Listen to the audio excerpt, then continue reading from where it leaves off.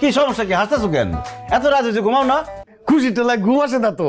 তোর কাছে না 50 লাখ টাকা আছে? 20 ভরি গয়না আছে। আমরা তো এখন তোর চাচা খালু সবার থেকে অনেক বড় লোক হয়ে গেছি। দে দে আমার ওই 20 ভরি গয়নাটা বুঝাই দে দে দে দে। আর আমার 20 লাখ টাকা দে দে দে। এই রাত বিরাতে কি পাগল হয়ে গেছো? কি বলো তোমরা এইসব? 20 লাখ টাকা, 20 ভরি স্বর্ণ, এত টাকা গয়না আমি কোত্থেকে দেবো তোমাদের? আই কই থেকে দিবি মানে?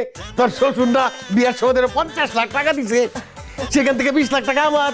আর 20 ভরি গয়না আমার। দে না টাকাগুলান দে, টাকাগুলান দে। এখন লাগে আমরা দুইজনের মনে করে ছটফট ছটফট করতেছে বাবা। আরে কথা কষ্ট না কেন, তাড়াতাড়ি দে, দেখি তো ঘুমাইতে পারবো না আমরা। আসলে আব্বা মা, তোমাদেরকে যখন আমি কথাটা বলছি তোমরা অতিরিক্ত লোভে পড়ে না ঠিক মতো